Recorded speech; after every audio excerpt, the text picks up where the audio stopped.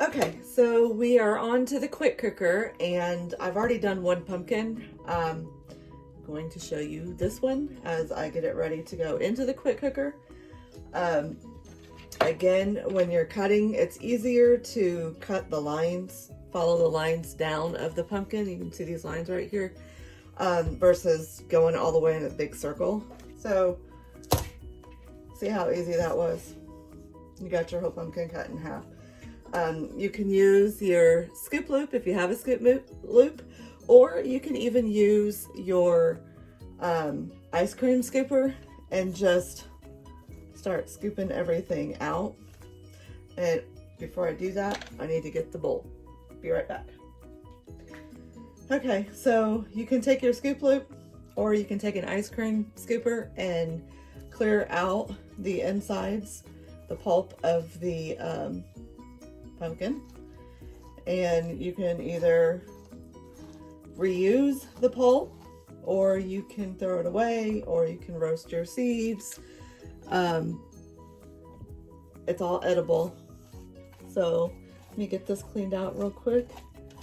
I'm throwing all my seeds in a bowl because I will probably end up pureeing it all shortly, because this is all good. I'll probably use it for the dog throughout the rest of the year. So it'll help with her digestive system and be a good treat. So here's the inside with all the pulp out.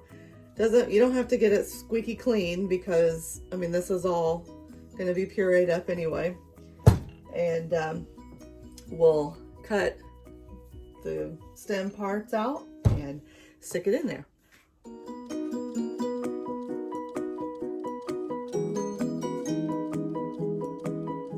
So real quickly, let's talk about the quick cooker. You do not want your quick cooker underneath your cabinets, because when it goes to steam and release the pressure, all of that is going to hit the bottom of your cabinets, and it's going to make it rotten and all that. So pull it away from underneath your cabinets so it's open above the top. And there's already water in here, and I've taken a lot of it out, but there's still a little bit left in here. I'm just going to leave it in here. It's from the last pumpkin I just put in here. That way we're not having to add any more water. But typically when you put anything in the cooker, you want to put a cup of water in here. So I'm just going to go ahead. These are ready to go in, and I'm just going to lay them in here. And just like that, make sure everything is pushed down, which should be, because we just got through cooking with it, and put it on here. Now always make sure that everything is straight and lined up and secure. And I will bring the camera down so you can see what I do to the front. We're gonna go custom. So we're gonna hit custom, camera in the way. And then we are gonna hit time. And we're gonna go 14 minutes. And hit start. And this is cooking your pumpkin. After 14 minutes, we'll come back to it. So we're at the end of our 14-minute cook cycle. We want to make sure that all the pressure is released before we open the lid up. So I'm just pushing the button in to make sure all the pressure is released.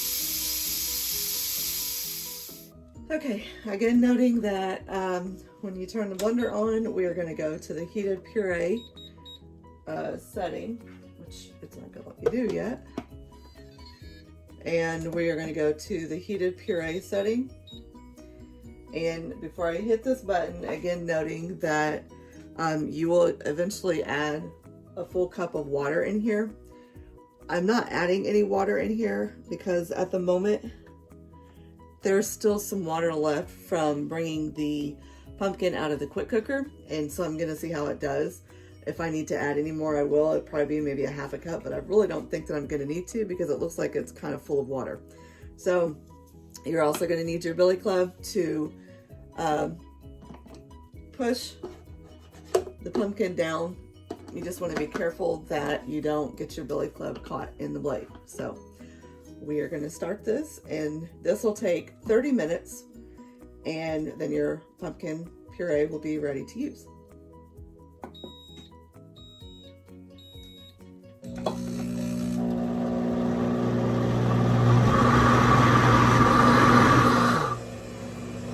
tell there's plenty of fluid.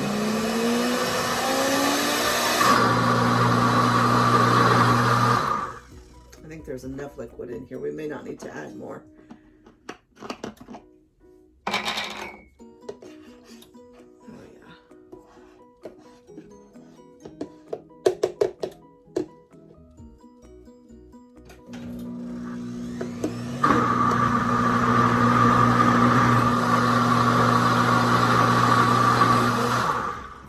I'm going to let this do this for its 30 minutes and then I'll show you the end results. So we are through, and I just shut the dinger off because it kept dinging. You see how much darker this one is? This is with the skin. So this was what we put in the quick cooker, and because it just kind of fell in, I just decided to do the whole pumpkin, skin included, because it was just bleh, it just collapsed. So it don't look too bad. It's not quite as smooth as the other pumpkin without the skin, and it is a little bit thicker, so it's probably going to be a little bit more creamy. But we're going to try it and see what it tastes like. I'm going to put this in this container, and I'm going to move the camera to show you. This is what we did earlier. It's the same as this one, and we'll combine those together once this cools and get it ready to freeze. So this is done.